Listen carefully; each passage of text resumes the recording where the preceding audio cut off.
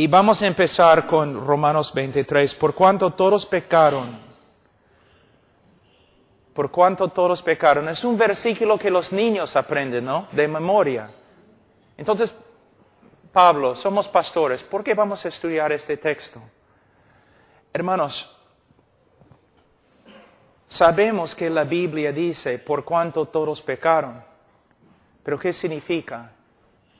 ¿Qué significa? Se puede pasar una vida entera tratando de profundizar Romanos 3:23.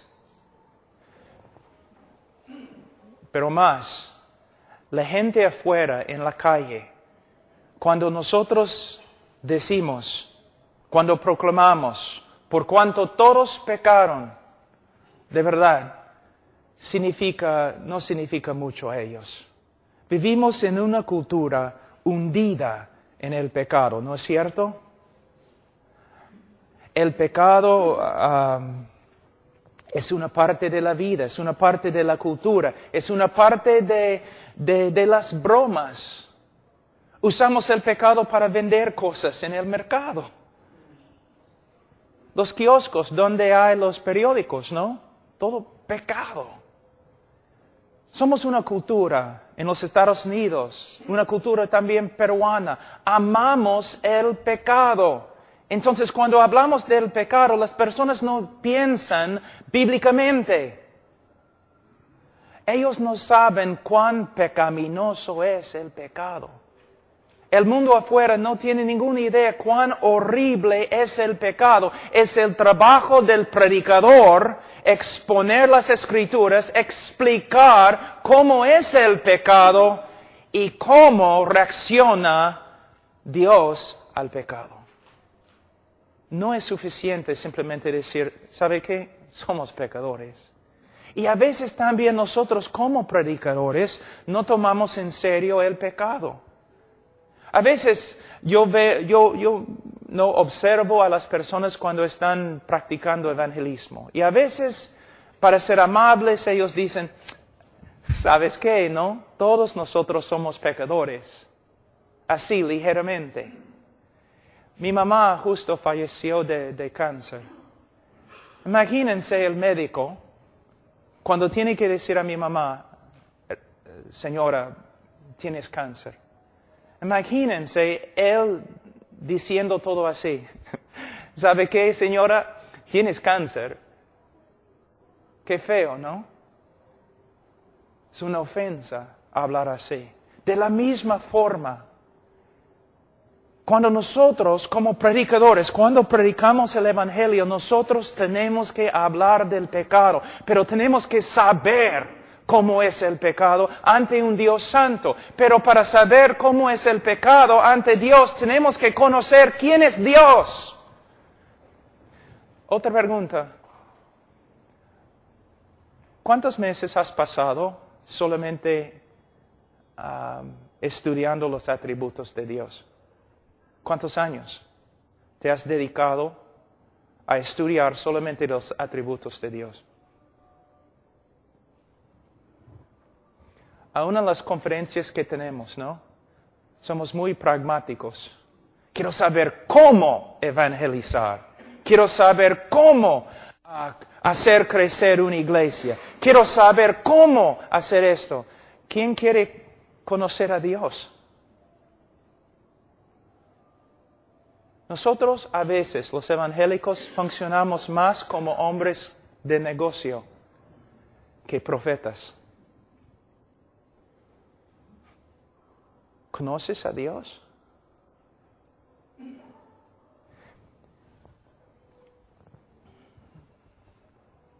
El pecado.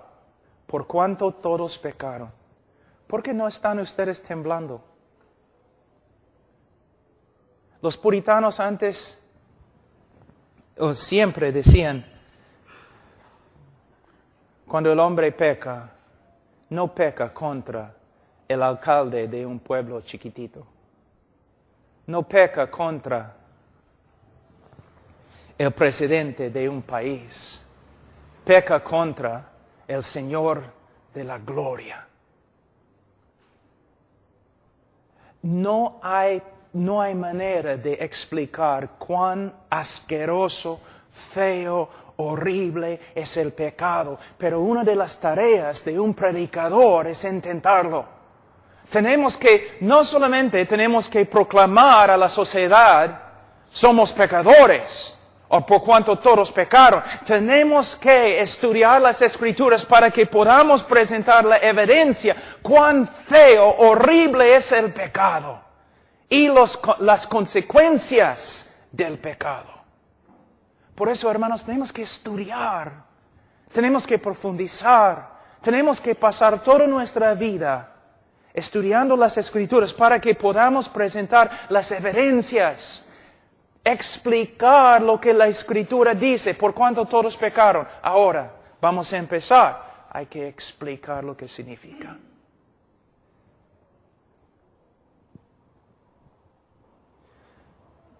Vamos a decir que hay un médico y tiene un paciente que él sabe que no va a escuchar nada. El médico sabe que este hombre no me va a escuchar. El hombre tiene cáncer, pero no me va a escuchar. El hombre necesita una operación, pero no me va a escuchar. Entonces, el médico, en amor, ¿qué va a hacer?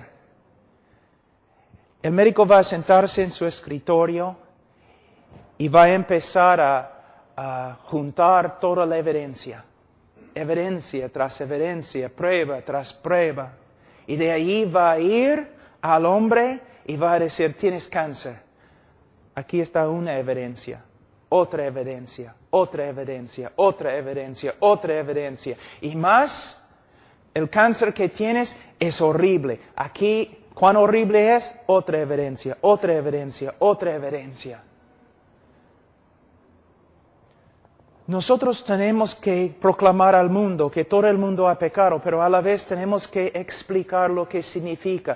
Cuando nosotros predicamos evangelísticamente o cuando testificamos a una persona, nosotros tenemos que sentarnos y decir, la Biblia dice, por cuanto todos pecaron. Ahora voy a usar las Escrituras para mostrarte qué significa y voy a seguir haciéndolo hasta que por medio de la obra del Espíritu Santo Dios comience a obrar en tu corazón. Y hay quebrantamiento y arrepentimiento. Usando las Escrituras. Ahora,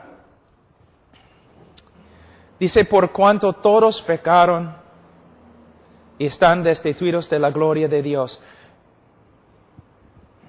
Vamos a decir que somos jóvenes en la calle, nosotros. ¿Y dónde está hermano Pablo Chinchay? O hermano Edwin, ¿dónde está? Hermano Edwin, párese. Y tú me dices, oye Pablo, corre. ¿Por qué? Edwin dijo que te va a pegar.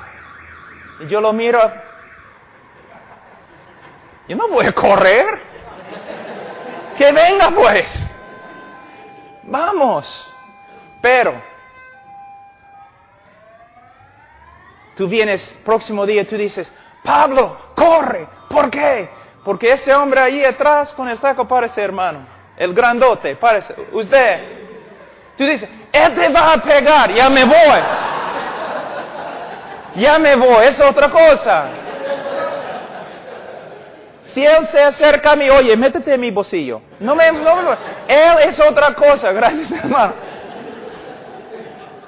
La gente en el día de hoy no tiene miedo del pecado porque no tiene miedo de Dios, porque no conocen a Dios, porque no estamos predicando a Dios, porque estamos tan ocupados como pastores que no tenemos tiempo para conocer a Dios. La tarea principal de un pastor es conocer a Dios.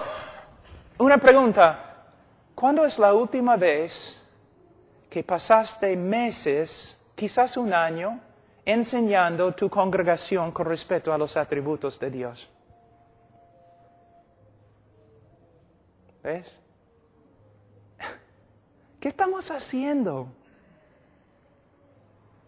La doctrina más importante, la teología propia, la doctrina de Dios, los atributos de Dios. Una persona no puede entender cuán horrible es el pecado a menos que conozca quién es Dios. La mayoría de las personas tienen un Dios más o menos de este tamaño, que se puede meter en el bolsillo. No tiene miedo. Y no saben quién es. Ni en las iglesias evangélicas saben quién es Dios, porque no estamos predicando los atributos de Dios. Entonces cuando decimos, ¿por cuánto todos pecaron? ¿Y qué?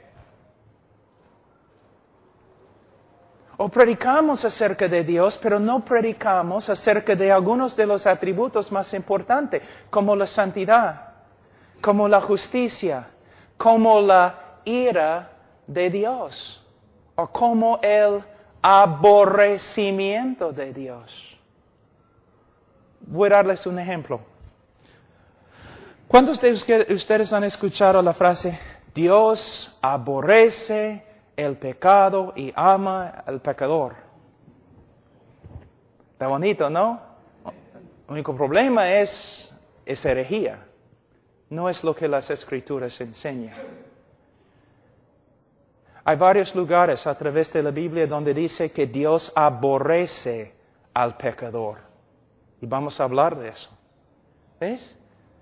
Muchas veces predicamos cosas que hemos escuchado de otros, sin investigar. ¿Es verdad? Suena bien, me parece bien, pero ¿de verdad es lo que la Escritura enseña? Voy a darles un ejemplo. Vamos a Salmos capítulo 5 un ratito.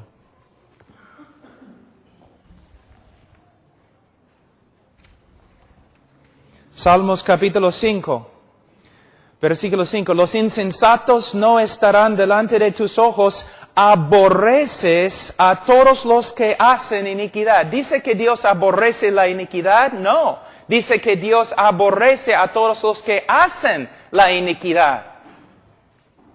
Pero tú me dices, pero Pastor Pablo, Juan 3:16 está en la Biblia. Sí, está en la Biblia, también Salmos 5:5. Muchas veces decimos un montón de cosas acerca de Dios que no son bíblicas. Cuando hablamos del pecado, también tenemos que hablar de Dios. ¿Quién es Dios? ¿Cómo reacciona Dios al pecado?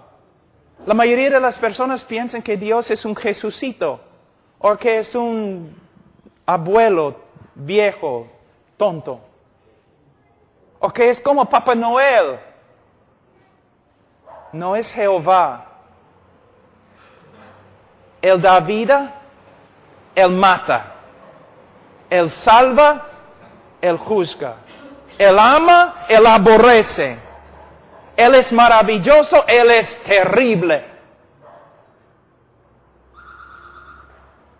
No es un león domesticado. Es Dios.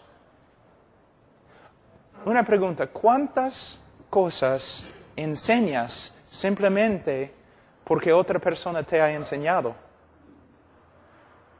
¿Y cuántas cosas enseñas porque es lo que se encuentra en la Escritura? Y aún en nuestros estudios, ¿cuántas cosas en la Biblia interpretamos por medio de la psicología? 98% de la consejería bíblica es nada más que psicología bautizada. Proviene de Freud, Rogers y Skinner, 3 hombres que aborrecían el cristianismo. Pero pastor, tenemos que usar la verdad que ellos tenían. No tenían verdad, y puedo probarlo.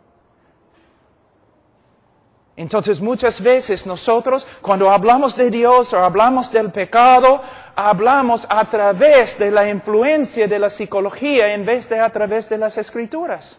Les voy a dar un ejemplo. Debemos amar a nuestro prójimo como de este texto. ¿Sabe lo que muchos enseñan? El cristiano tiene que amarse a sí mismo primero, porque si no, no puede amar a otro. Esa es una herejía tan grande de la psicología. Es horrible. Pero es lo que enseñamos. ¿Por qué? Porque no estamos enseñando la Biblia. Hermanos, mira, los hombres de Dios tienen que estudiar las Escrituras. Es su tarea principal. Pero la mayoría de los pastores, porque están tan ocupados, ¿qué hacen? Se levantan en la mañana, oran algunos minutitos ahí. Quizás leen 10 minutos si pueden y salen para trabajar. Hay que hacer cosas. Vamos a una conferencia porque nos van a enseñar cómo evangelizar. Vamos a otra conferencia porque nos van a enseñar cómo hacer esto o cómo hacer esto. Pero ¿qué pasa con las conferencias? Vamos a aprender quién es Dios. Vamos a aprender cómo son los atributos de Dios. ¿Qué significa su ira? ¿Qué significa su amor, su aborrecimiento, su justicia? Tenemos que usar un montón de métodos porque no hay poder, y no hay poder porque no estamos enseñando la verdad, y no estamos enseñando la verdad porque no tenemos tiempo para estudiar. Pero tenemos folletos que podemos usar. No estoy en contra de los folletos, solamente somos pastores y predicadores, necesitamos más que folletos. Tenemos que tener un conocimiento de las Escrituras. Cuando hablamos del pecado, vamos a usar algunos versículos para ayudarnos. ¿Qué significa por cuanto todos pecaron? Según la confesión Westminster y las confesiones bautistas, el pecado sucede cuando uno o un acto no se conforma exactamente a la persona y voluntad de Dios. Cuando un hombre hace algo que contradice lo que la Biblia enseña acerca del carácter de Dios o acerca de la voluntad de Dios, que es una expresión de su carácter. Y el pecado, ¿cuán horrible es el pecado? Voy a darles una ilustración de Gálatas. La Biblia dice que todos los hombres que no cumplen todo lo que se encuentra en las Escrituras, el hombre es bajo una maldición, ¿no es cierto? ¿Qué significa estar bajo una maldición? Significa que el hombre que ha pecado una sola vez, es tan horrible y asqueroso ante un Dios santo y un cielo santo, que la última cosa que el hombre va a escuchar cuando toma su primer paso para entrar en el infierno, la última cosa que va a escuchar es toda la creación aplaudiendo a Dios. Porque Dios le ha enviado al infierno. El hombre es tan horrible ante un Dios santo. Y ese es el problema en el día de hoy. Mira este versículo acá. Dice, por cuanto todos pecaron y están destituidos de la gloria de Dios. La interpretación moderna de este texto es, Dios tiene un plan maravilloso para tu vida, pero por causa del pecado no has logrado el gran plan que Dios tiene para ti. Es una interpretación nueva. Si vas a los comentarios antiguos no vas a encontrarlo. ¿Por qué usamos este método de interpretación? Tiene mucho que ver con la psicología. El hombre es todo. Dios tiene un plan para el hombre. No es lo que significa. En el contexto de Romanos capítulo 1 y también en los comentarios antiguos, lo que significa es esto. El hombre fue hecho con un solo propósito.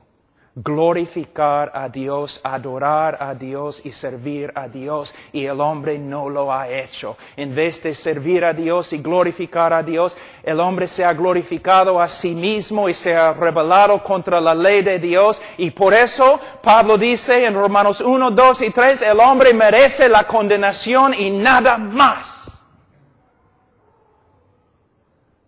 Nosotros predicamos en el día de hoy como si el hombre fuera un víctima. No es un víctima, es un aborrecedor de Dios que peca porque aborrece a Dios. Su vida está destruida porque aborrece a Dios y se ha rebelado contra Dios. El hombre tiene que escuchar de las Escrituras qué significa ser pecador. Vamos a ver algunos textos, empezando en el libro de Génesis. Génesis capítulo 6.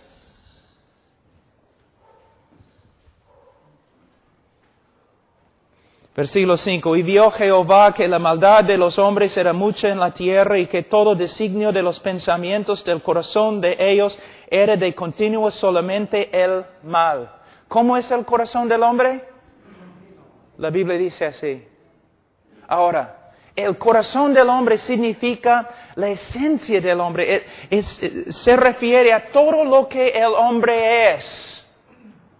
Corrupto totalmente. Una vez yo estaba predicando en una universidad y después de leer el texto, un joven se acercó a mí y dijo, no estoy de acuerdo con tu interpretación del texto. Y yo le dije, no interpreté el texto, joven. Lo leí nada más. Y él dijo, el hombre no es así, hay algo bueno en el hombre. Yo le dije, joven, si yo pudiera sacar tu corazón y yo pudiera poner tu corazón en un DVD o una película, un video, si yo pudiera dar el video esta noche de todo lo que tú has pensado toda tu vida, joven, tú correrías de esta universidad y nunca regresarías porque tú has pensado cosas tan perversas que ni puedes compartirlas con tus mejores amigos. Y él dijo, sí, así es el hombre. Así es el hombre. Corrupto. Totalmente corrupto. Ninguna cosa buena en él. Lo que se llama la doctrina de la depravidad humana. La Biblia no enseña que el hombre es 50% malo, o 95%, sino 100% corrupto. Ahora vamos a otro texto. Génesis, capítulo 8, 21. Y percibió Jehová olor grato y dijo Jehová en su corazón, no volveré más a maldecir la tierra por causa del hombre, porque el intento del corazón del hombre es malo desde su juventud. Esta palabra en hebreo puede significar desde su niñez, desde sus años más tempranos. ¿Hay que enseñar a un niño a pecar? ¿Hay que enseñarle a mentir? ¿Hay que enseñarle a ser egoísta? Nace así. Un teólogo ha dicho, usando la ilustración, la siguiente ilustración.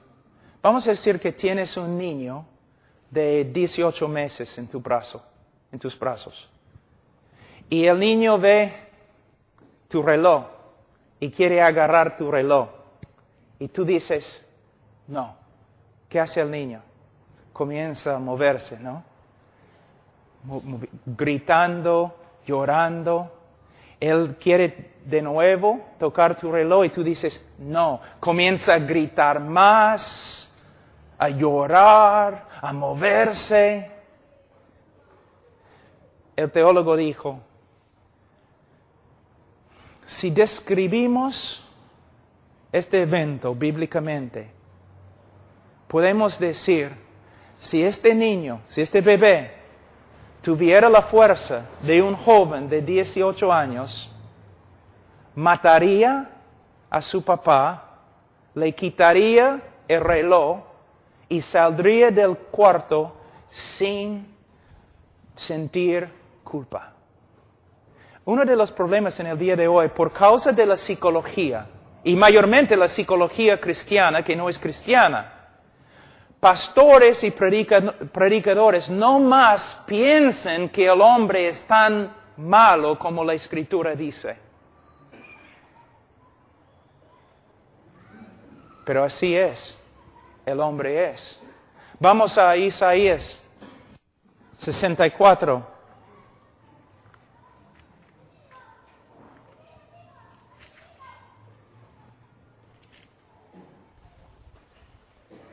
Versículo 6, si bien todos nosotros somos como suciedad y todas nuestras justicias como trapo de inmundicia.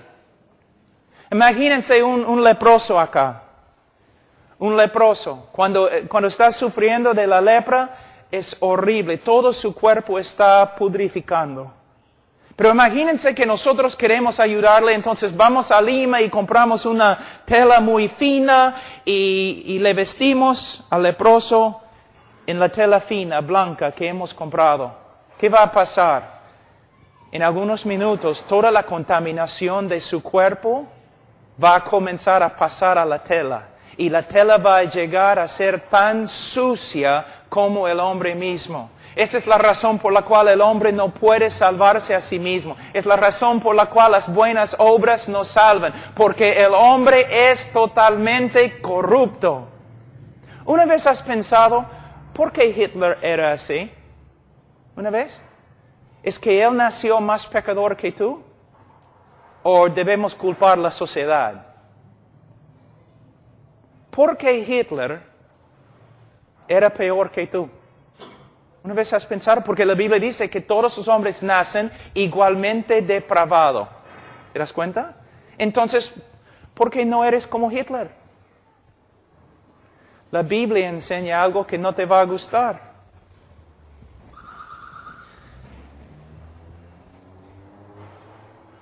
Si no fuera por la gracia común de Dios obrando en el mundo, tú serías peor que Hitler. Cada hombre en la tierra sería peor que Hitler. Aún Hitler fue restringido en su maldad por medio de la gracia de Dios. El asunto es cada uno de nosotros, mis hijos también, cada uno de nosotros sería tan horrible, más horrible que Hitler si no fuera por la gracia de Dios restringiendo nuestra maldad. Es como Dios, para preservar el mundo, para que pueda hacer una obra de salvación, para preservar el mundo, Dios ha restringido toda la maldad de toda la humanidad con su gracia común. De vez en cuando, según sus propósitos, como con Faraón, Dios quita su gracia y permite que uno salga como Hitler. Pero lo que tienes que entender y lo que todos los que escuchan tus prédicas tienen que entender es el hombre. Hitler es un ejemplo perfecto de cada uno de nosotros. Cuando ves un loco en la calle, es un ejemplo de cada uno de nosotros. Cuando ves un drogadicto que está matando a todo el mundo, es un ejemplo de todos nosotros. Mira, tengo una pregunta, o bueno, no es una pregunta aquí porque hay tantas nubes, pero cuando estás en la sierra, en la noche, ¿no? En la sierra, muy hermosa la noche. ¿Por qué? Las estrellas. Están por todos lados, ¿no es cierto? Pero tengo una pregunta. Mediodía, ¿dónde están las estrellas? ¿A dónde se fueron? ¿Dios las metió en una bolsa? ¿A dónde se fueron? Están ahí, ¿no es cierto? Pero no puedes ver las estrellas. ¿Por qué? Porque las estrellas se ven mejor cuando detrás de ellas hay solamente noche, negro, un cielo negro, donde no hay luz, no hay nada, y ahí las estrellas resplandecen, ¿no es cierto? Cuando yo quería casarme con Charo, yo fui a comprar un aro, y yo estaba buscando un diamante, y el hombre en la tienda me dio un diamante, un aro, y yo le pregunté, ¿dónde está el diamante? Él dijo, acá. ¿Dónde? Acá. Yo no podía verlo. Pero él echó una tela negra y puso el aro, ¿no? En la tela negra. Y de ahí yo podía ver diamante. De la misma forma, muchas personas no pueden ver la gracia de Dios, la belleza de la salvación de Dios, porque tú no estás pintando los cielos negros. La razón por la cual el predicador debe predicar acerca del pecado ¿Por qué?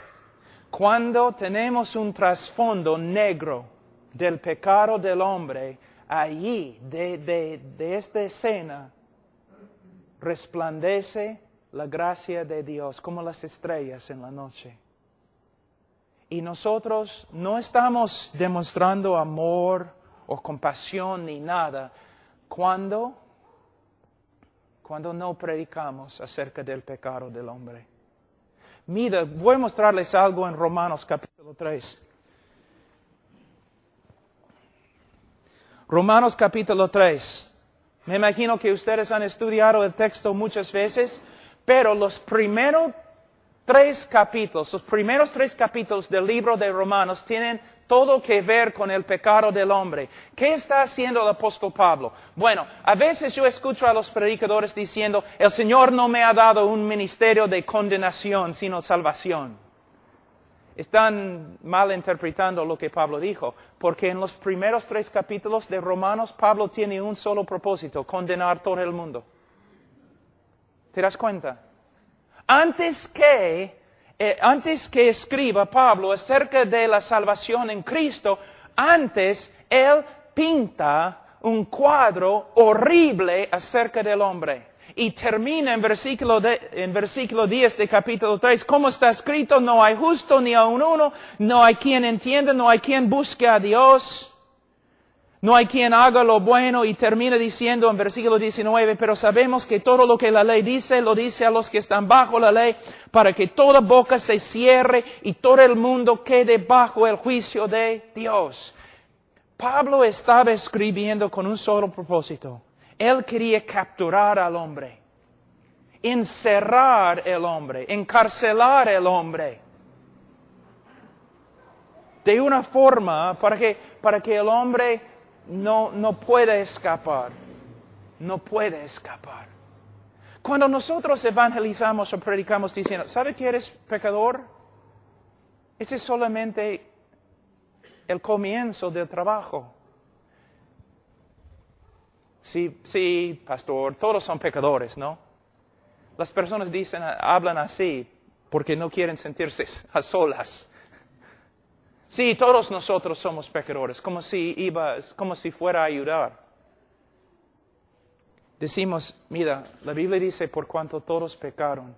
Ahora, voy a explicarte lo que significa. No con un espíritu crítico, no con orgullo, no con enojo, quizás con lágrimas. Voy a explicarte lo que eres ante Dios. Muchas veces cuando hablo con personas, pero yo soy así porque mis padres, o porque la sociedad, o tú no entiendes las pruebas. No. Todo lo que estás diciendo, amigo, es una mentira. Tu vida es así porque tú eres un pecador. Todo lo que ha pasado es tu culpa. Ahora vamos a empezar. Eso es lo que dice Dios acerca de tu condición. Eso es lo que dice Dios acerca del pecado. Eso es lo que Dios dice acerca de tu rebeldía. Esto es lo que Dios dice acerca de ti, acerca de mí, acerca de todos. Y hablando del pecado, hasta que empecemos a ver quebrantamiento, arrepentimiento,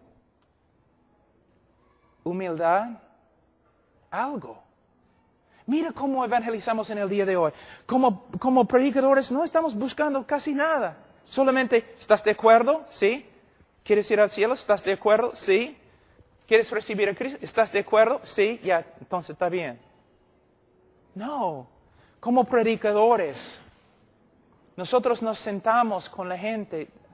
Ahora explícame. ¿Entiendes lo que te dije? ¿Sí? O los evangelistas que hacen preguntas que saben que los oyentes pueden contestar. Pero no, explícame, ¿qué significa ahora que eres pecador? De lo que te mostraron las Escrituras, muéstrame cómo responde Dios a tu pecado. Y esperando, viendo, mirando, observando. ¿El Señor está obrando en su corazón? ¿Hay arrepentimiento bíblico? ¿Tiene un corazón contrito? En vez de simplemente pasar por cada etapa evangelística y de allí pronunciarlo salvo. Ahora, dice, por cuanto todos pecaron y están destituidos de la gloria de Dios. Hermanos, vivimos en un mundo, voy a darles un ejemplo. ¿Cuán humanista es el Evangelio en el día de hoy? Dios hace todo lo que hace para su propia gloria. Dios hace todo lo que hace por causa de su amor para con sí mismo. Dios se ama a sí mismo más que todo lo demás. ¿Qué piensas? Vivimos en un mundo en el día de hoy. No, pastor, Dios ama al hombre más que todo. ¿De verdad? ¿Desde cuándo? ¿Dios ama al hombre más que todo? No. Si tú amas algo más que a Dios, ¿cómo se llama? Idolatría.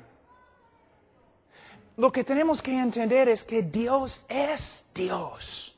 Él es digno de toda la gloria. Él debe amarse a sí mismo más que a cualquier otra cosa o persona. Es digno, pero nosotros no nos parece bien. No, Dios debe amarme a mí. ¿Cuántas veces he escuchado canciones en las campañas evangelísticas? Dios ama al hombre más que todo lo demás. No es cierto. El hombre no es el centro del universo. Dios es el centro del universo. Dios no hace todo lo que hace para salvar al hombre. Dios hace todo lo que hace para su gloria. Y es digno de hacerlo. El hombre no es la causa de todo. O la motivación divina. Es Dios. Dios tiene un plan maravilloso para tu vida, pero no has alcanzado el plan por causa de tu pecado. No es lo que significa, psicólogo. Lo que significa es, Dios te ha hecho con un solo propósito, glorificarle, y no lo has hecho.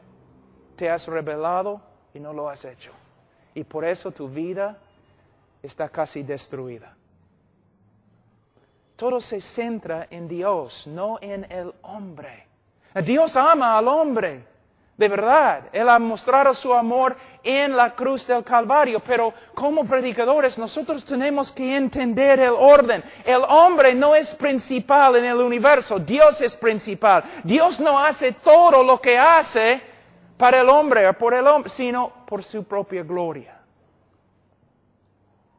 Dios es número uno, no el hombre.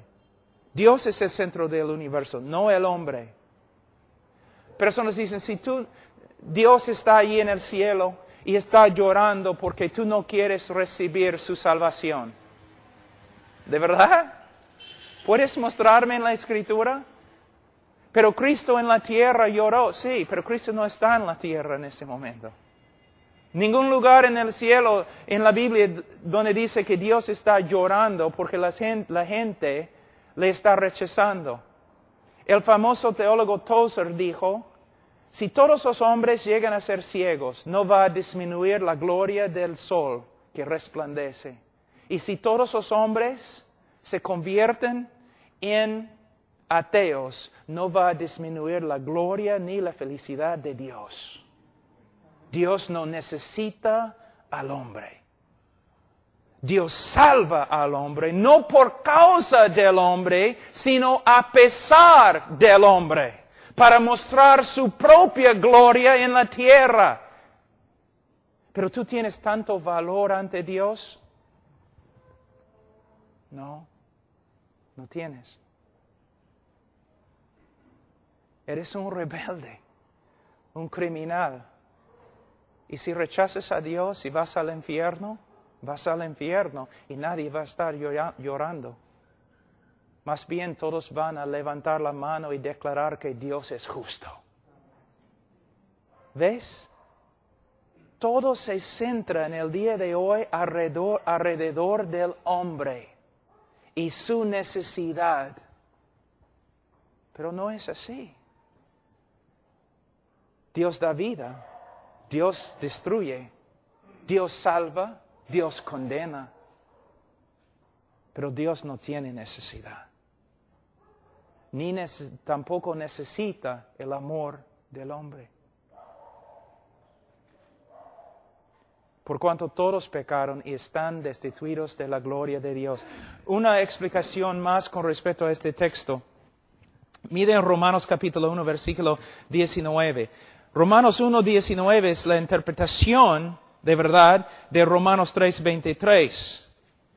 Por cuanto todos pecaron y están destituidos de la gloria de Dios. ¿Qué significa estar destituido de la gloria de Dios? Versículo 19. Porque lo que de Dios se conoce, les es manifiesto, pues Dios se lo manifestó, porque las cosas invisibles de Él, su eterno poder y deidad, se hacen claramente invisibles. Versículo 21. Pues habiendo conocido a Dios, no le glorificaron como a Dios, ni le dieron gracias, sino que se envanecieron en sus razonamientos y su necio corazón fue tenebrecido. Es el significado de Romanos 3, 23, cuando dice, por cuanto todos pecaron y están destituidos de la gloria de Dios. ¿Qué significa estar destituidos de la gloria de Dios? Fuimos creados para su gloria, Él merece nuestra alabanza y adoración, pero nosotros nos hemos rebelado contra Él y no hemos realizado el propósito que tenemos, vivir para la gloria de Dios. Tú dices, ¿cuál es la diferencia entre la interpretación histórica y la interpretación moderna? Bastante. La interpretación histórica, todo se centra en Dios y su gloria. La interpretación moderna, todo tiene que ver con el bienestar y el propósito del hombre. Ahora, dice, vamos a Romanos 3, 23. Versículo 23, por cuanto todos pecaron y están destituidos de la gloria de Dios, siendo justificados. ¿Qué significa siendo justificados? Es muy importante. Muchas personas a veces piensan, bueno, ser justificados significa que Dios nos ha perdonado. No. La Iglesia Católica dice que la doctrina de la justificación significa que Dios nos da gracia por medio de los sacramentos. Dios nos da gracia y por medio de la gracia podemos vivir una vida santa ante Él y por medio de la vida santa y las buenas obras Dios nos salva. No. La justificación en las Escrituras es una declaración legal. Es muy importante. La justificación es una declaración legal. El momento que una persona cree en Jesucristo, Dios legalmente lo declara justo ante Él.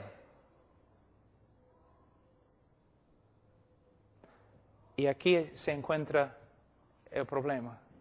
Hermano Carlos habló un poco de eso, pero voy a explicar el mismo problema de otra forma.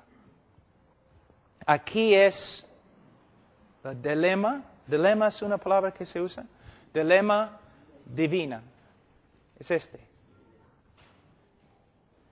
Si Dios es justo, Él no puede perdonarte. Si Dios es justo, Él no puede perdonarte. Es el problema más grande de las Escrituras y una de las partes más importantes en el evangelismo. Nosotros decimos a las personas, Cristo tuvo que morir. ¿Sabes por qué? Bueno, por causa de mi pecado, sí. Pero todavía no hemos llegado a la respuesta. Cristo murió. ¿Por qué? Por causa de nuestro pecado. Sí, pero ¿por qué fue necesario que muriese por nuestro pecado? Es por causa de ese problema acá. Si Dios es justo, Él no puede perdonarte. Porque si Él perdona a los injustos, Él llega a ser más injusto que ellos. Es el problema más grande. Es la razón por la cual toda la Biblia fue escrita. Es la razón detrás del Evangelio, pero muchos cristianos nunca han escuchado de tal cosa. ¿Te das cuenta? Es quizás la parte más clave del Evangelio y casi nadie habla de eso en el día de hoy. Antes, los bautistas cada vez que predicaron el Evangelio hablaron de esto. En el día de hoy ni han escuchado. Porque Cristo tuvo que morir. Porque si Dios es justo, Él no puede perdonar. Como el hermano te dio esta mañana un ejemplo de un juez.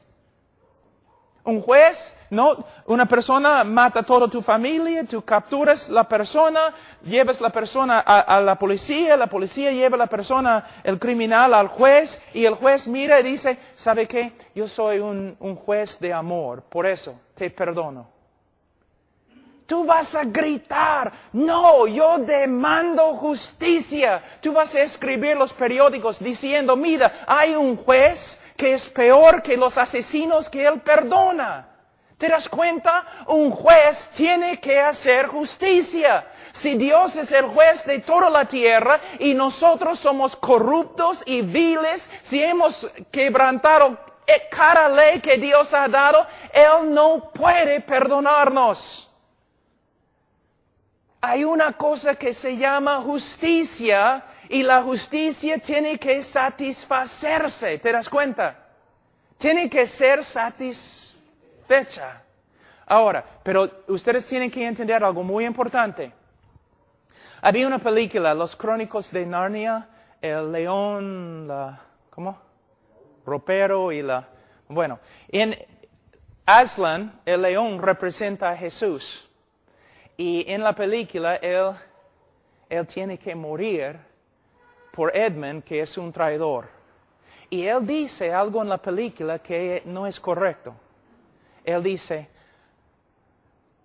no podemos simplemente perdonar a Edmund o salvar a Edmund de la bruja que le había capturado, porque hay una ley más que aún yo tengo que obedecer. Lo que él está diciendo es que hay una ley de justicia. Edmund, el chico, ha pecado. Yo no puedo simplemente recibirlo de nuevo. Hay una ley de justicia que tengo que satisfacer antes que yo pueda recibirlo de nuevo. Pero en la película es herejía. ¿Por qué? Está diciendo que hay una ley más alta que Dios y Dios tiene que satisfacer la justicia, la ley de justicia que es más grande que Él antes que Él pueda actuar. No es cierto.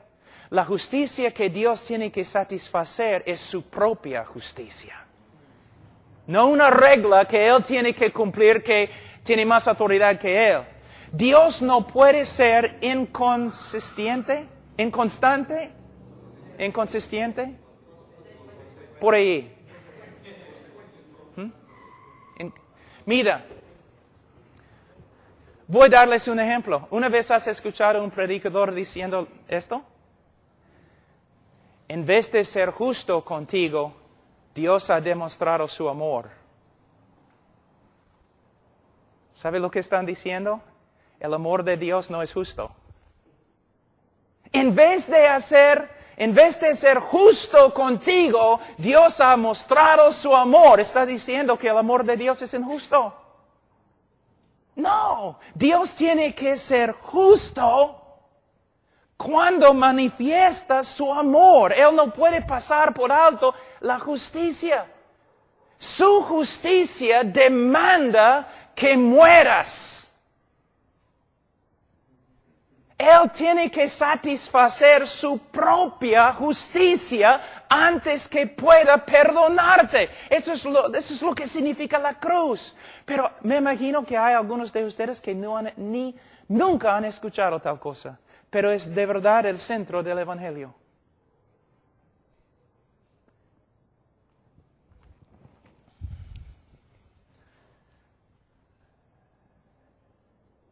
Alguien tiene que morir. Dios es justo. Pero también en un ratito vamos a hablar de otra cosa. Vamos a hablar del aborrecimiento de Dios. Sí, se encuentra en la Escritura. ¿Cuándo es la última vez que escuchaste una prédica sobre el aborrecimiento de Dios? Pero sin entender el aborrecimiento de Dios no podemos entender el amor de Dios. El aborrecimiento de Dios. Hay varios textos en la Escritura donde dice que Dios aborrece al pecador. Dice. ¿Qué significa? Una vez yo estaba enseñando sobre el aborrecimiento de Dios y una mujer se enojó. Y ella dijo, Dios no puede aborrecer o odiar. ¿Por qué? Porque Dios es amor. Y yo le dije, no. Dios es amor, por eso tiene que odiar. Y ella dijo, ¿qué? Voy a darte un ejemplo. ¿Amas a los bebés? ¿Sí? Entonces tienes que odiar el acto de abortar los bebés. ¿Amas a los judíos? Entonces tienes que aborrecer el holocausto. ¿Te das cuenta? ¿Qué pensarías de una persona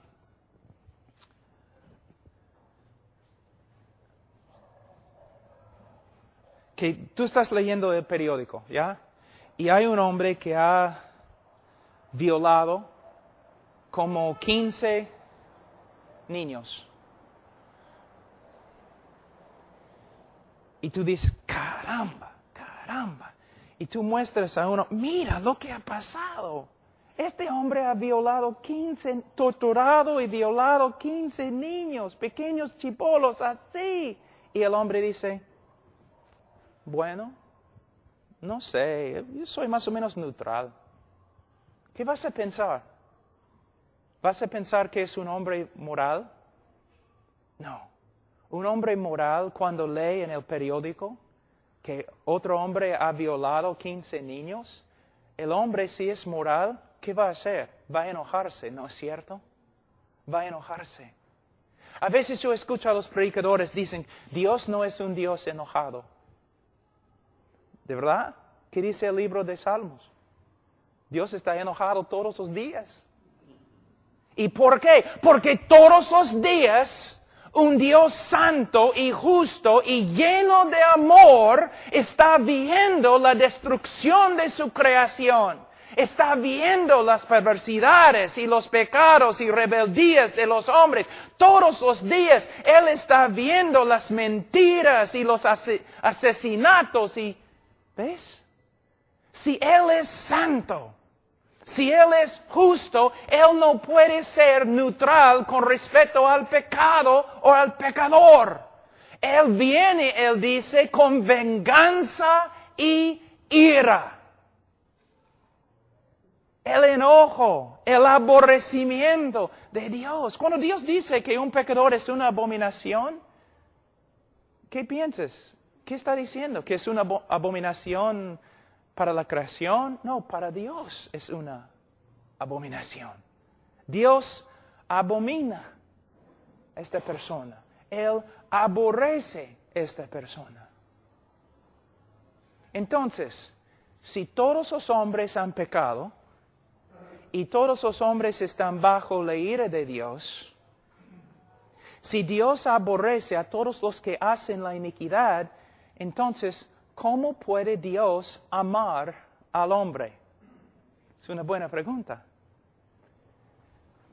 Vamos a usar este hermano Vamos a decir que Él representa a nosotros nuestro pecado, nuestras abominaciones y todo lo demás. Y aquí tenemos un Dios santo y justo. Un pecador tan vil puede motivar a un Dios santo para que le ame. ¿Cómo va a reaccionar un Dios santo al pecado del hombre?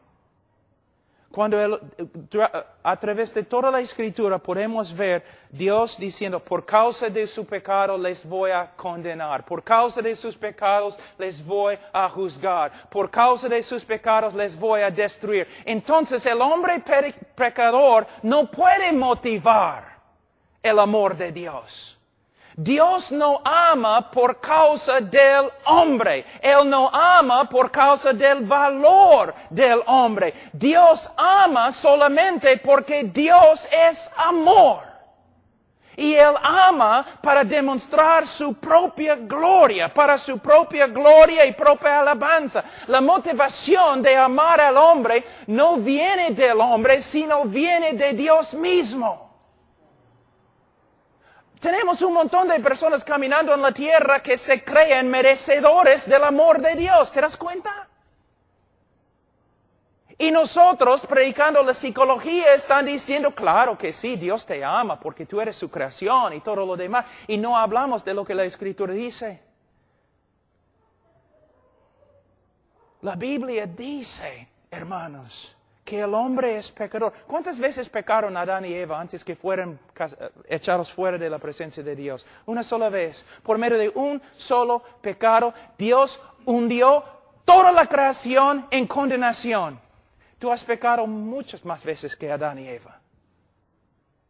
¿Cómo puede? Si Dios va a destruir una tierra entera por causa del pecado, ¿cómo va a tener una relación contigo?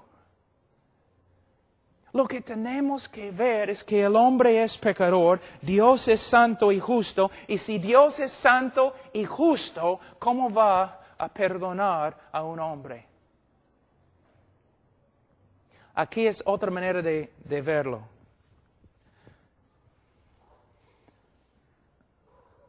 A través de las Escrituras escuchamos siempre acerca de la palabra longanimidad de Dios, que Él tiene la capacidad de sufrir nuestro pecado mucho tiempo.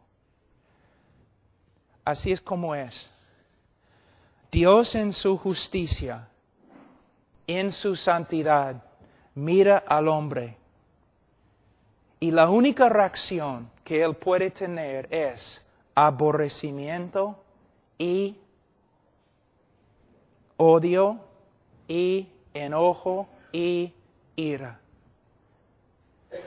Pero por causa de su propia naturaleza y para su propia gloria, Dios puede actuar a favor de los objetos de su odio. Es como si, vamos a decir, la misericordia de Dios con una mano está restringiendo la ira de Dios y con otra mano está obrando para la salvación del hombre. Pero no por causa del hombre, sino a pesar del hombre. Pero un día la misericordia de Dios se va a retirar. Y lo único que va a quedar es la perfecta justicia de Dios contra el pecado del hombre. Lo que quiero que ustedes vean es que Dios actúa para salvar al hombre, no por causa del hombre, tampoco por causa del valor del hombre, sino por causa de su propio carácter. Él es amor. A veces, una vez yo estaba predicando y antes de predicar una mujer subió a la plataforma y ella cantó una canción, no entiendo por qué Dios me ama. Dice, yo tengo la respuesta. Él te amó porque Él es amor y no tenía nada que ver contigo. ¿Qué vio Dios en mí? Absolutamente nada. Solo pecado, rebeldía, aborrecimiento, perversidad. ¿Debo seguir? O la canción, no entiendo por qué Dios, ¿cómo se dice en castellano? Dios nunca dejó de confiar en mí. Él nunca confió en ti. Él confió en sí mismo y su poder de cambiarte. Dios, sí, cuando vemos cuán horrible es el hombre, cuando el hombre llega a ser menos y menos y menos y menos, Dios llega a ser más y más y más y más. Cuando predicamos que el hombre es el centro del universo y Dios no va a estar feliz a menos que el hombre se salve, entonces el hombre es grande, Dios es pequeño. Cuando predicamos a los pecadores, pecador, eres pecador. Mereces el juicio de Dios. Mereces la ira de Dios. Pero Dios, en su amor, no un amor que tú has sacado de Él. No un amor por causa de ti o por causa de tu valor o por causa de tus atributos. No, un amor que proviene de Dios mismo. Entonces podemos empezar a ver cuán grande es el amor de Dios. Les voy a dar un ejemplo. No siempre, pero a veces es así. Mira, cuando un drogadicto, prostituta así, se convierte de verdad, ¿qué pasa? Muchas veces tiene un amor, pero cuando se convierte de verdad, porque muchos se dicen convertidos y no lo son. Pero cuando un drogadicto, un hombre que abajo, en un hueco y se convierte, muchas veces tiene un aprecio para la salvación de Dios, porque tiene una idea cómo era antes de su conversión. Pero lo que necesitamos comunicar a todo el mundo es que todo el mundo es igualito a drogadicto en el hueco, sino peor. Mi hijo tiene 6 años. Lo amo. Es aborrecedor de Dios. Mi hija tiene 2 meses. Aborrecedora de Dios. Mi hijo de 3 años, aborrecedor de Dios. Tú dices, no, Jesús dijo que los niños vengan a Él. No es lo que significa el texto, hermano, por favor. La Biblia dice que mis hijos fueron nacidos en pecado, con corazones corruptos, muertos en su pecado. Los amo, de verdad, pero no puedo negar la realidad bíblica. Si Dios no hace una obra sobrenatural en el corazón de mis hijos, van a entrar en el infierno. Y cuando entran en el infierno, en el día de juicio, mi esposa y yo vamos a ponernos de pie, vamos a levantar la mano y vamos a decir, Dios fue justo con nuestros hijos. ¿De verdad?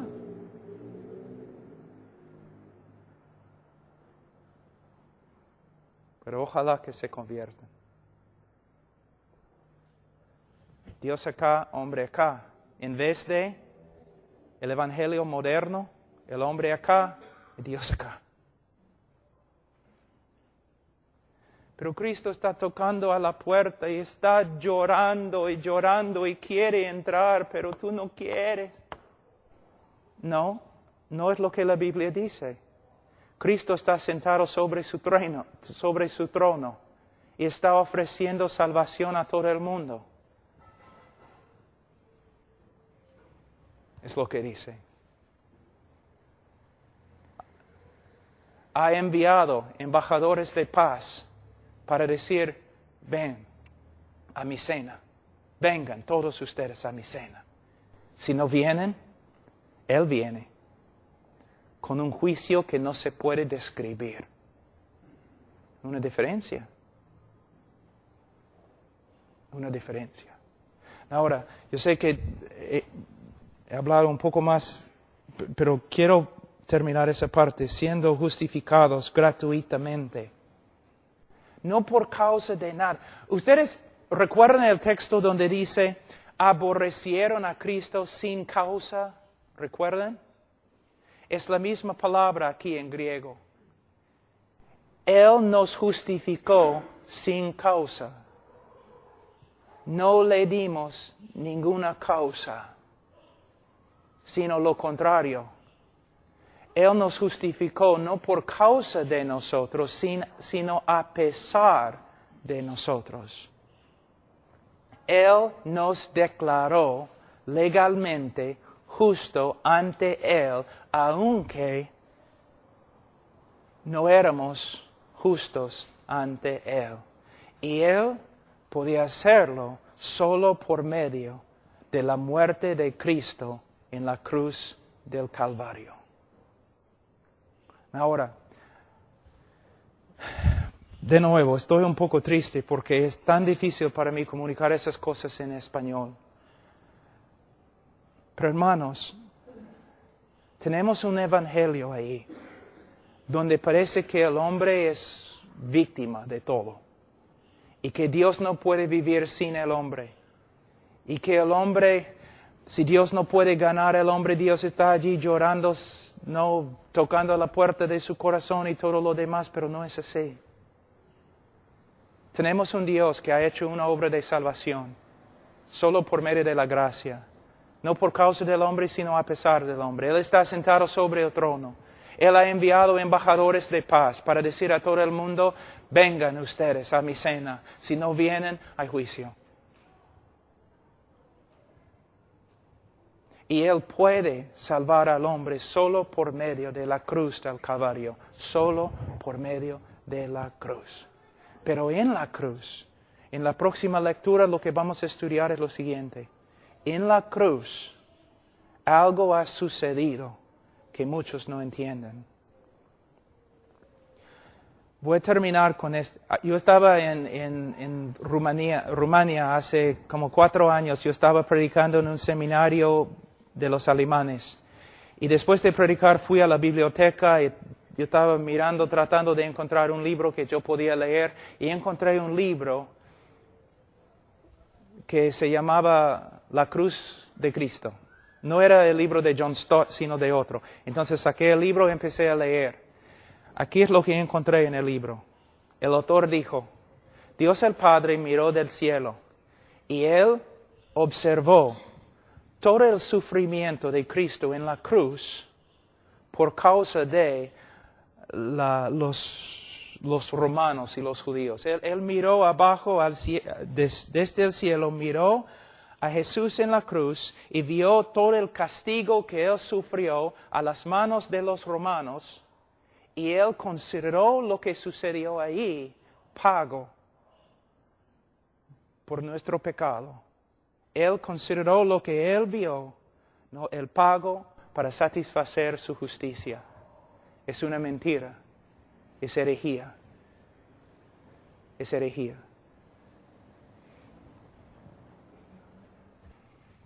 Vamos primero a... Cristo está en la cruz y Él grita, Ila, Ila, lama sabactani. Dios mío, ¿por qué me has desamparado? Ahora, fíjense, ¿qué está diciendo Jesús? ¿Quién desamparó a Jesús en la cruz? ¿Quién? El Padre. El Padre desamparó. La palabra también significa abandonó, rechazó. Es una palabra muy fuerte. Muchos predicadores dicen, Dios miró desde el cielo y miró a su Hijo y Él no podía soportar ver el sufrimiento de su Hijo y por eso simplemente no podía ver. Es una mentira, no es lo que la Escritura dice, es una mentira. La Biblia dice que Dios no podía mirar a su Hijo y desamparó a su Hijo. Dios abandonó a su Hijo. La pregunta es ¿por qué? ¿Por qué? Vamos a Salmos 22 y vas a ver por qué. Salmos 22. Versículo 1. Dios mío, ¿por qué me has desamparado? ¿Por qué estás tan lejos de mi salvación y de las palabras de mi clamor? Es su queja. Dios, ¿por qué me has desamparado? El Mesías en la cruz está clamando a Dios, ¿por qué me has desamparado? Versículo 2. Dios mío, clamo de día y no respondes, y de noche no hay para mí reposo. Da un argumento ahí en versículo 4. En ti esperaron nuestros padres, esperaron y tú los libraste, clamaron a ti y fueron librados, confiaron en ti y no fueron avergonzados. Cristo está diciendo, en toda la historia de Israel, cuando un hombre justo clamó a ti, tú lo salvaste.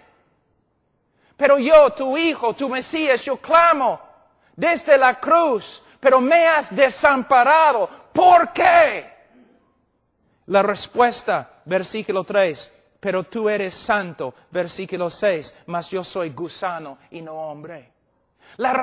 Dios desamparó a su Hijo en la cruz, porque en la cruz su Hijo Santísimo llegó a ser pecado, la cosa que Dios aborrece y condena. En los folletos que tenemos dice que Dios está acá y el hombre está acá y Dios no puede pasar al hombre y hay una gran separación entre los dos. Para cerrar la separación, alguien tenía que morir fuera de la presencia favorable de Dios. Alguien tenía que morir condenado de Dios. Desde el comienzo de la creación y antes de la creación, Dios el Padre, Dios el Hijo, Dios el Espíritu Santo existieron en un compañerismo absolutamente perfecto y lleno de gozo.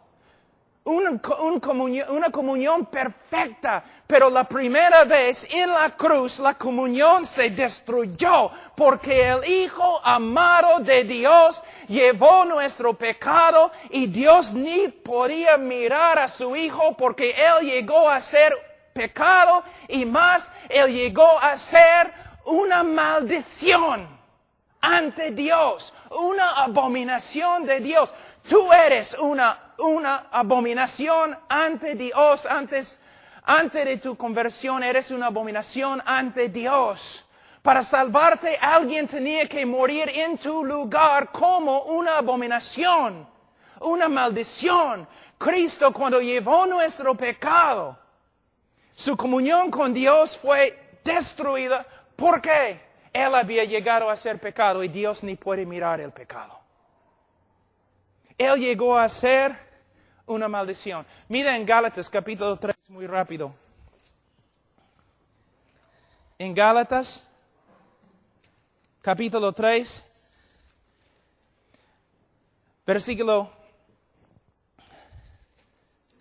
Gálatas capítulo 3, versículo 10, dice, porque todos los que dependen de las obras de la ley están bajo maldición, pues escrito está, maldito todo aquel que no permaneciere en todas las cosas escritas en el libro de la ley para hacerlas. Nosotros, ¿qué dice la Biblia secreta? Nosotros, malditos. Malditos ante Dios por causa de nuestro pecado. Pero ¿qué pasa? Versículo 13. Cristo nos redimió de la maldición de la ley, hecho por nosotros maldición. Cristo llevó nuestro pecado. Todo el aborrecimiento y enojo de Dios contra nosotros fue dirigido a Cristo.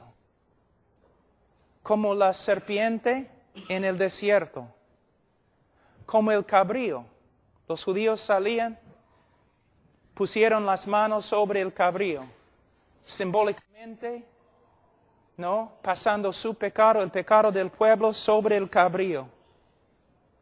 Un cabrío muere. El otro cabrío sale fuera de las puertas de la ciudad, cortado de la comunión con Dios y el pueblo de Dios.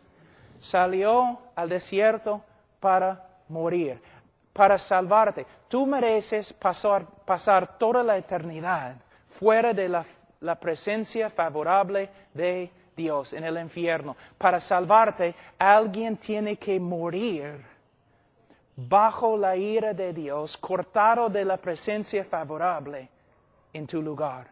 Es lo que Jesús hizo. Y en la cruz, ¿qué pasó? Aquí es lo que tienes que entender. Escúchenme, pastores. Cristo está en el huerto, ¿no?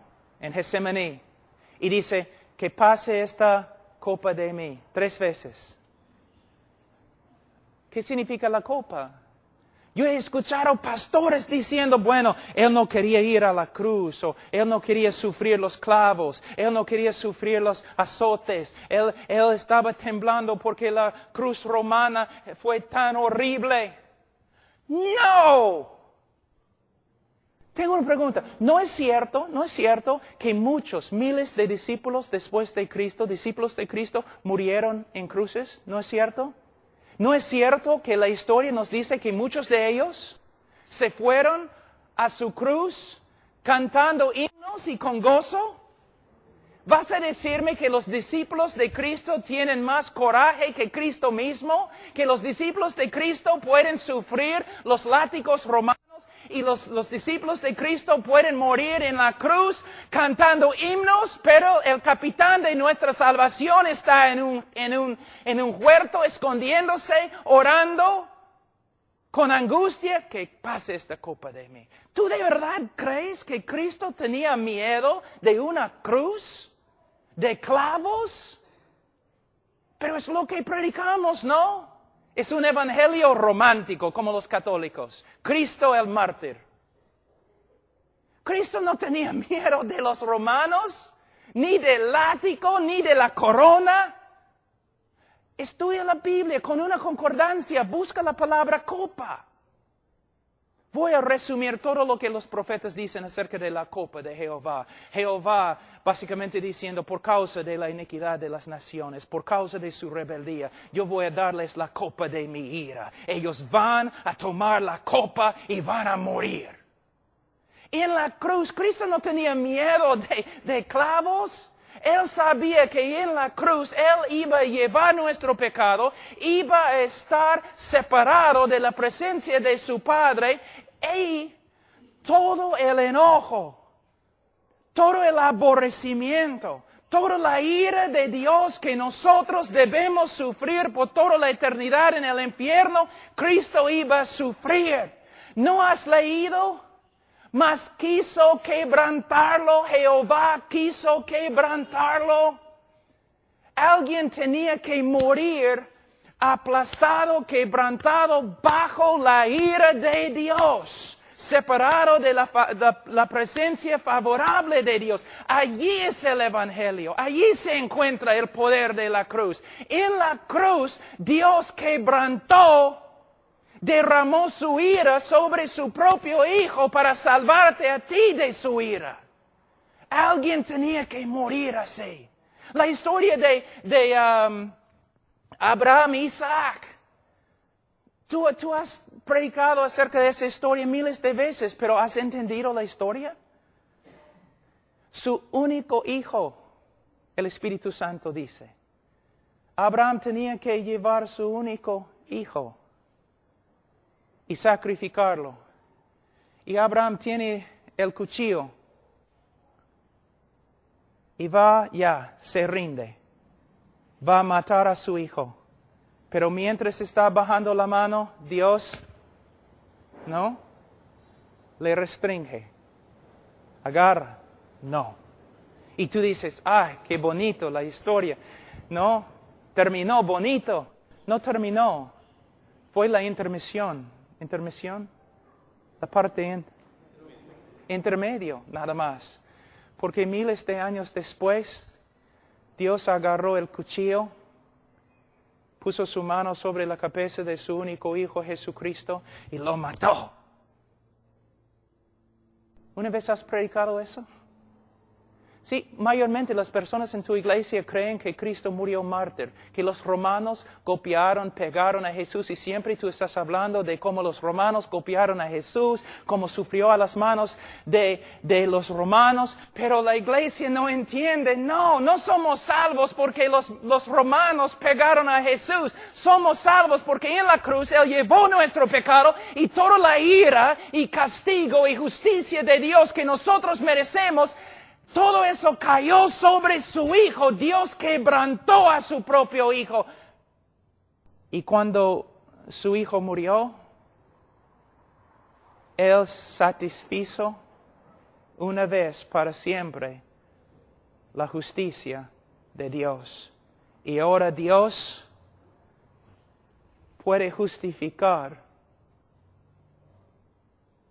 el pecador y a la vez ser justo, porque Él satisfizo su justicia en la cruz del Calvario. El problema resuelto. Y la mayoría de los cristianos en Perú nunca han escuchado tal cosa.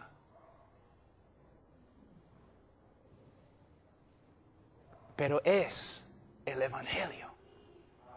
Ahora, mira lo que dice, una parte que todos dicen, ¿qué significa eso?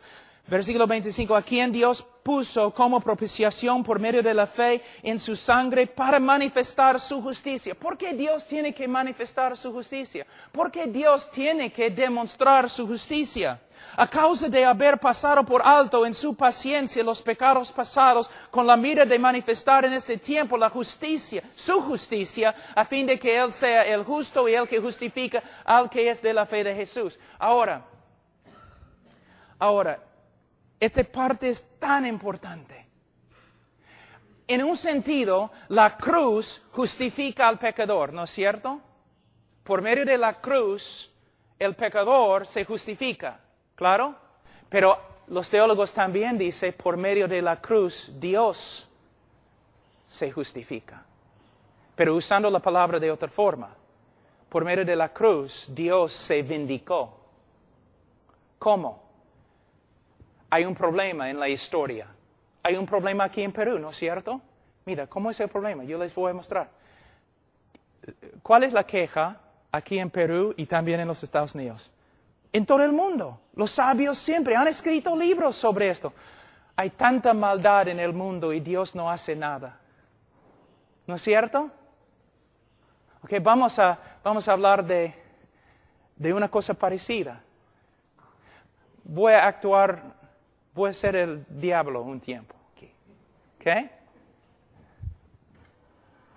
El diablo peca contra Dios, ¿no es cierto?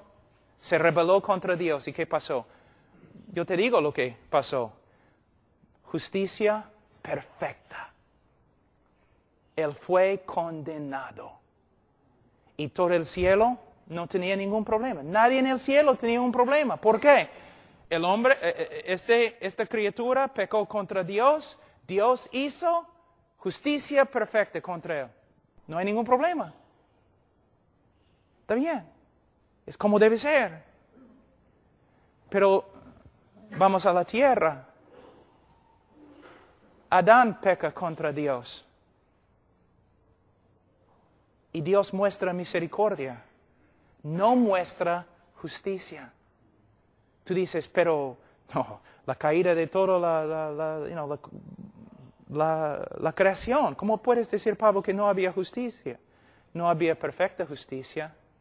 Adán debería haber muerto sin posibilidades de salvación. ¿Satanás tiene posibilidades de salvación? ¿Cristo murió por Satanás? Perfecta justicia. Cuando Satanás cayó, cuando pecó, perfecta justicia fue hecha. Y todos glorificaron a Dios. Pero cuando Adán cayó, hay problemas. Aún el diluvio. Tú dices, ¿hay justicia? Noé debería haber muerto. Era pecador también. ¿O no has leído bien tu Biblia? Entonces, aquí está Satanás. Dios, tengo una pregunta. ¿Has cambiado? ¿El juez de toda la tierra no hará justicia? Yo me rebelé contra ti. ¿Justicia? Adán, ¿cómo puedes darle una promesa en Génesis 3:15? El protoevangelicum en latín. ¿Cómo puedes hacerlo? Dice que vas a enviar un Mesías. Él debe morir. Noé, El diluvio, Noé debería haber muerto. ¿Cómo puedes salvar a Noé? Oh, Israel, tu pueblo, idólatras, todos ellos merecen morir. Abraham, tu amigo, oye, has bajado tu estándar, ¿no es cierto? Abraham, tu amigo, mintió. Y de verdad no te creo perfectamente. Oh, y David, lo llamaste hijo. Toda la historia del mundo, acusación contra acusación, que Dios no es justo. ¿Por qué? Lo demás de la creación sabe más que nosotros. Dios no puede perdonar y ser justo a la vez. Porque un juez justo tiene que condenar al culpable. Pero hace 2000 años, Satanás llegó y dijo, ¿cómo puedes hacer una promesa de salvación a Adán? ¿Cómo puedes salvar a Noé? ¿Cómo puedes ser amigo con Abraham? ¿Cómo puedes llamar a David tu hijo? Y Dios respondió, yo puedo salvar a Adán. Y yo puedo salvar a Noé. Y yo puedo perdonar a Abraham. Y yo puedo hacer de David un hijo, porque mi hijo ha muerto por todos ellos. Una vez para siempre Dios cerró la boca de todas las acusaciones contra él. Y él ahora puede justificar al impío. Él puede justificar el que ha violado toda su ley, porque en la cruz su Hijo murió por los pecadores y satisfizo la justicia contra ellos. Entonces ahora Dios es justo porque Cristo murió por los pecadores y puede justificarlos. ¿Entienden? ¿Pueden ver? La cruz no es una historia de un mártir. El dolor de la cruz no es lo que los romanos hicieron a Jesús. El dolor de la cruz es que el Padre desamparó a su propio Hijo y lo quebrantó bajo su propia ira. Y cuando lo hizo, satisfizo una vez para siempre la justicia. Eso es lo que significa el Evangelio. Esto. ¿Ves? Entonces, ¿recuerdan ustedes lo que dije? Vamos a pasar toda la eternidad tratando de entender lo que Dios ha hecho por nosotros en Cristo. Tú pensaste, ¿no? Yo entiendo el Evangelio. ¿Por qué van a predicar sobre el Evangelio? Nadie en este auditorio, incluso yo, entiende el Evangelio. Y es la tarea. Pero muchos de ustedes, ya, yo entendí eso, ya es en ese folleto, ya es el Evangelio, ya está bien, no necesito estudiar más. No. Ese Pablo bien bravo, ¿no? Bien malo. Es que amo el Evangelio.